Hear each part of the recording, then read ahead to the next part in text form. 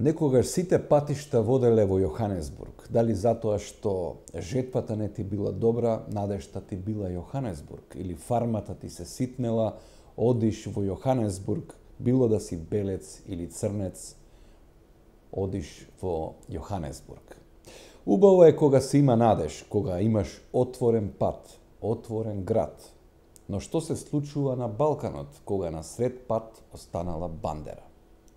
Парите биле европски, асфалтот бил поставен, ама некој локален кмет не дал да се сече бандерата. Па оп, се истопорила таа како метафора на балканските курназлаци, кој еднаш перфектно ги опиша сега покојниот Љубиша Георгиевски.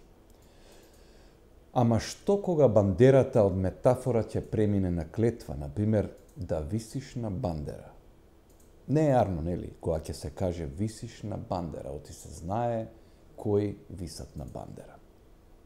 Но денес бандерите добиваат нова функција, нова важност. Можат, например, во Бугарија да станат адреса на живење на неколку илјади македонци, демек благонадежни българи кои се стекнале со бугарско државјанство и пашапорт, како што велеше Љупчо Георгиевски.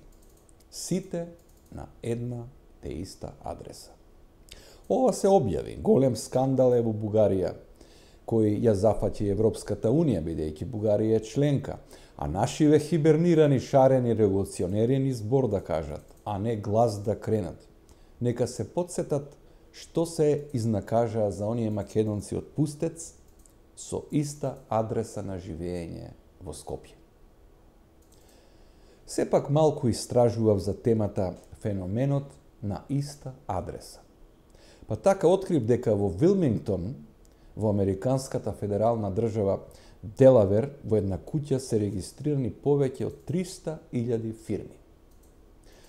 Инаку во Делавер има повеќе од 1 милион фирми регистрирани, што е огромна цифра. Меѓу нив и најбогатите – Walmart, Verizon, American Airlines, Apple, eBay и многу европски компании. Зошто? За да избегнат даноци, да спасат нешто од корпоративните давачки. А тие суми се изразени во тешки милиарди. И потоа некои ќе ви продаваат приказки за борба со корупцијата, треба да се фати првин слонот, како тој што е во Делавер, а не гуштерчињата што се обидуваат да се скријат. И додека размислуваме за метафората на бугарската бандера, уште една тема за размислување во моменти кога лека полека ги затвораме и лекторатите по македонски јазик низ светот, додека лека полека како нација влегуваме во една темница на обесознавање. ОЕЦД ја објави листата на земји чија популација е најобразувана. Од Балканот нормално тешко некој ќе се пробие на таа листа, а не сме ни членки на ОЕЦД.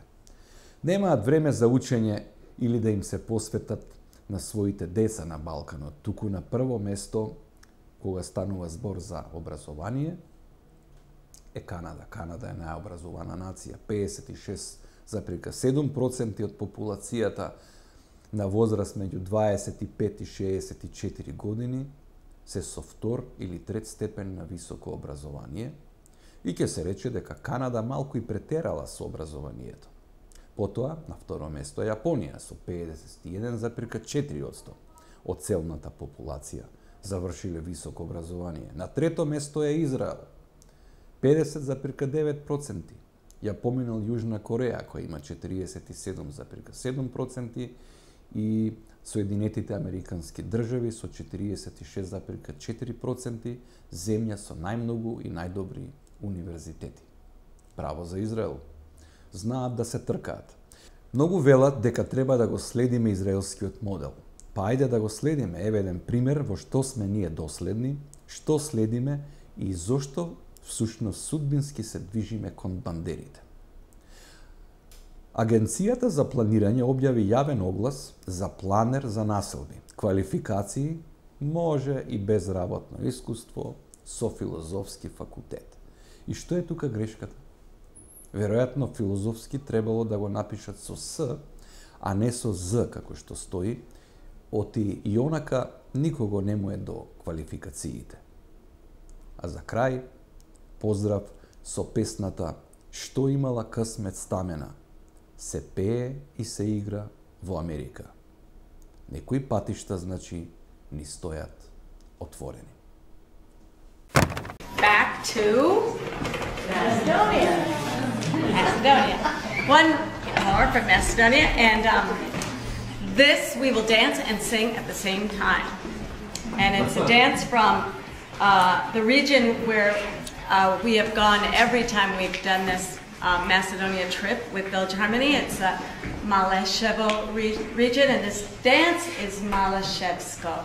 This song, however, is called "Što imala късмет Stamena," and somebody will give us a translation. Stamena's mother is lying sick in bed. She sends Stamena to the well to fetch water, when really she will meet her sweetheart. When really she is pretending to be sick, so Stamena will go to the well and meet her sweetheart.